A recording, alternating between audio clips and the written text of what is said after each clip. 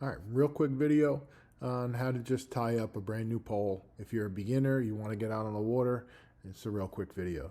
I'm going to show you how to tie a Palomar knot to a barrel swivel. And then I use a dropper loop with my bucktail.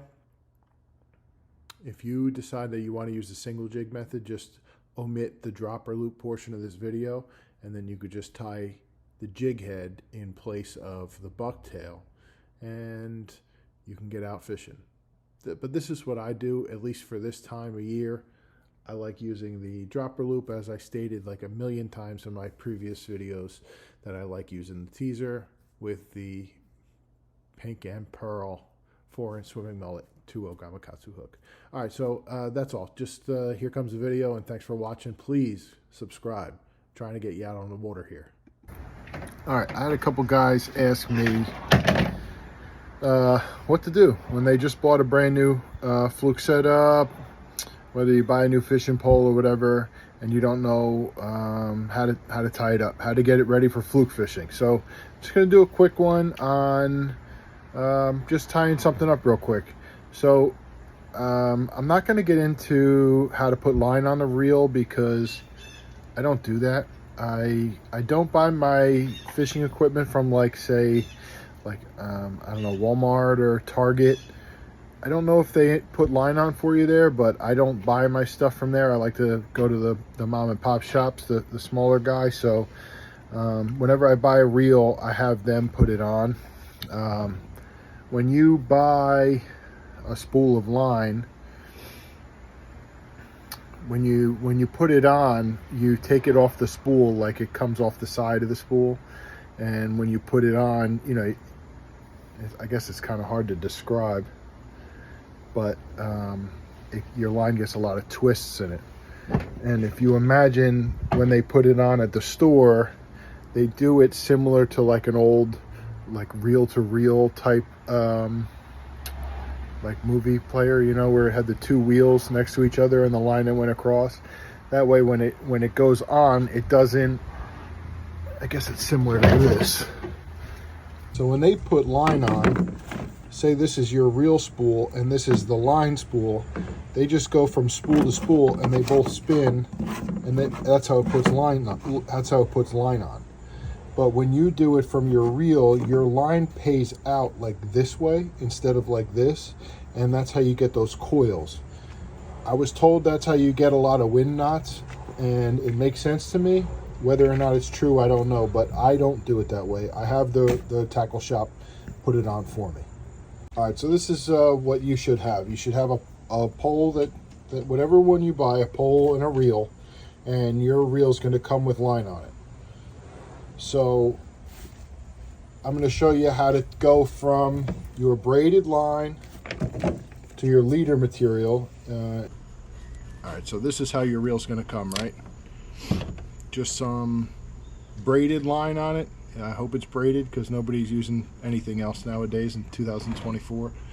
This is 20-pound Berkeley X9. It's just gonna, you're just gonna take your bail, flip your bail, so it pays off very nicely right off the spool, and run it up your eyes all the way out the top and bring it back down. All right, now that it's completely threaded, you just can go ahead and give yourself a little bit of slack to work with and flip your bail back over so you don't get a big mess down there.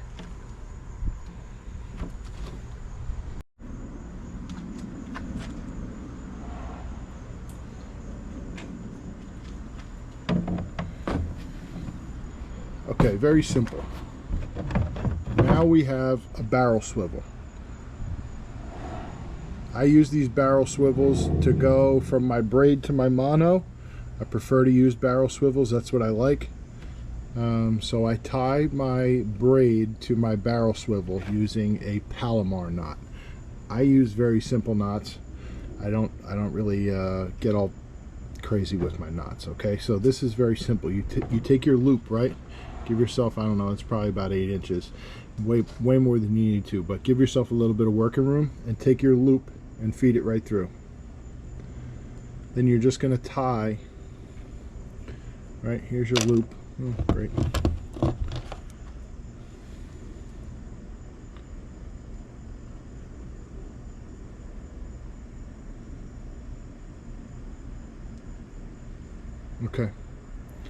There you have your loop, right?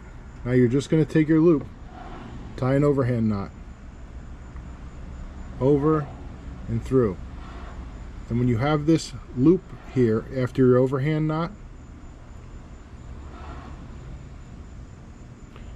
you run it back under that barrel swivel and pull. Make sure it dresses out real nice, stays up there, pull it tight, and now you have a perfect Palomar knot. So you take your shears and trim your excess.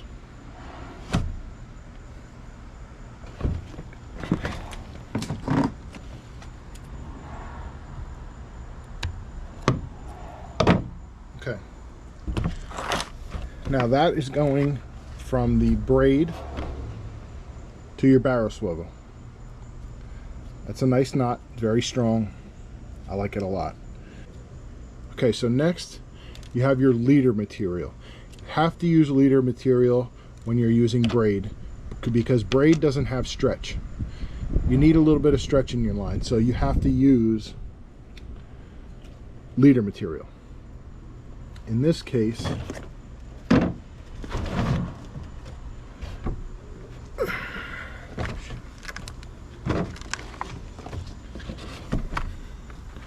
okay, so now that the barrel swivel is tied to your braid firmly, we have leader material. This is 20-pound Andy leader material. That's what I use. Pull yourself off about 3 feet, maybe 2 feet, could be 2 feet, maybe 3. Now I do secure this.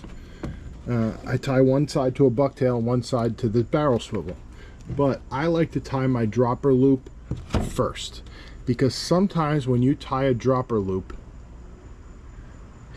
it doesn't, like when you go to tighten it up, it kind of slides, and it takes like a little bit of effort to get it right. And if you already secure it to one side, to your bucktail or to your barrel swivel, it might be the wrong height. And if you do it this way, you can choose which side to put on the barrel swivel and which side to put on the bucktail if you have like a big difference in length. So I'm going to tie a dropper loop here. So a dropper loop is super simple, okay? You're just going to take and make a loop, right? You're going to take a loop and you're going to have these 2 lines up on top.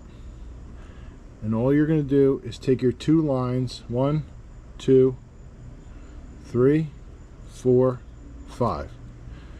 Now you have your twisted line up top and the bottom of that loop on the bottom. So you take your bottom loop, put your fingers through the top hole, grab your bottom loop, and pull it up.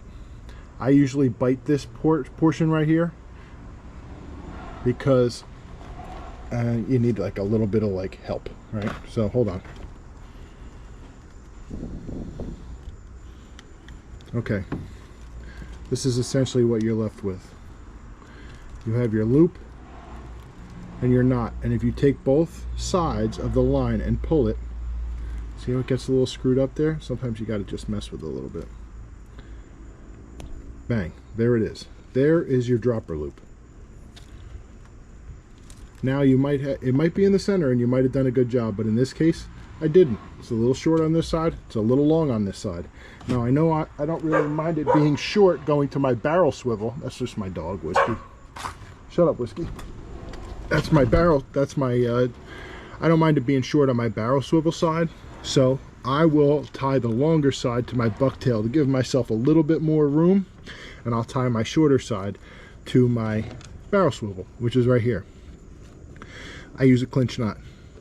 If you want to use a different knot, go for it.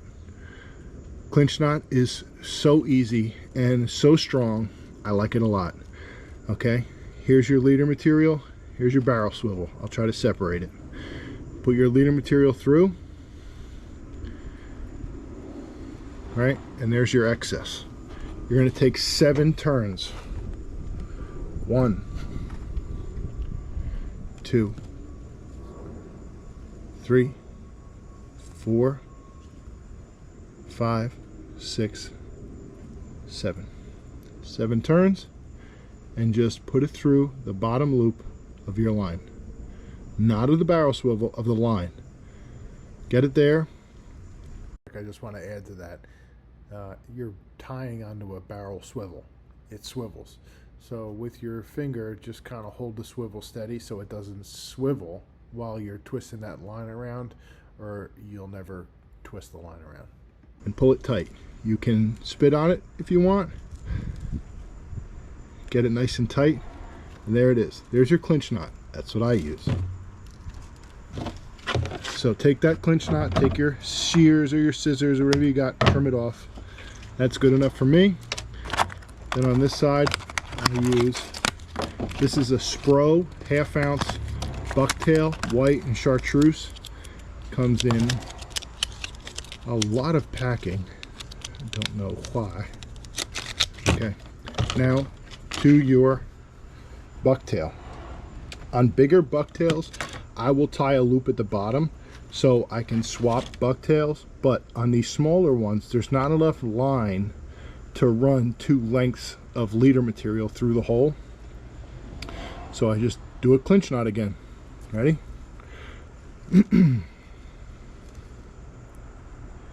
1, 2, 3, 4, 5, 6, 7. Put it through the bottom. Tighten it up.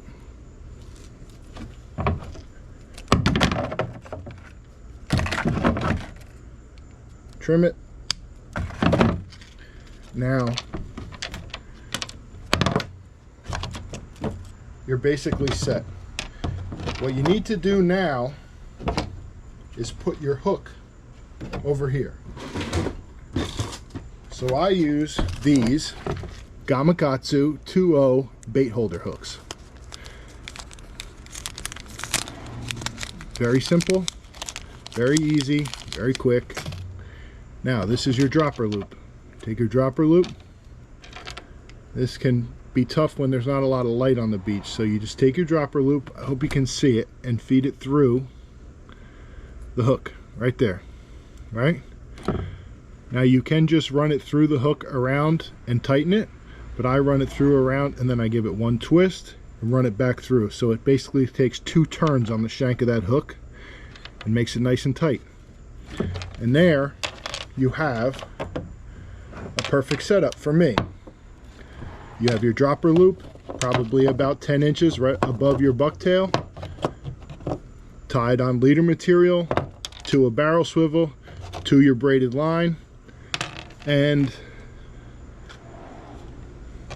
that's how you do it. That's how I do it. And if you want to do it that way, I recommend it. Mosquitoes are crushing me today. So one thing you have to know about hooks is if you're going to go buy hooks, you hear this is Gamakatsu 2.0 bait holder, right? Hooks, the way their numbers work and sizing is if you have like I want to say round number, but so hooks go from 1 to 30. You could have a number 4 hook, a number 9 hook, a number 12 hook. But when they're numbers like that, the smallest number, 1, is the biggest hook. The smallest number 1, is the biggest hook. I think it goes to 30 or 32 or something, is the smallest hook. So it doesn't give you very much room to like for the big hooks, right? So then from there they go to 1.0, 2.0. You see it says, it's probably backwards because I'm on camera, but it says 2-0. That could be 2.0, 2.0. From there, from 1 all the way up, that's when they start getting bigger. So if somebody says a size 6 hook, that is not a 6.0 hook. Okay, the only hooks that are similar are the size 1 and the 1.0. They're a little different, but from what I understand, I was reading about it, and it's not a standardized size. It can vary from manufacturer. So That's why I specified that I use Gamakatsu, not because I really care. There's a couple other hooks that I like and I'll use, but in this case I use Gamakatsu, and this is the size that I use for Gamakatsu that works for me. 2.0 bait holder.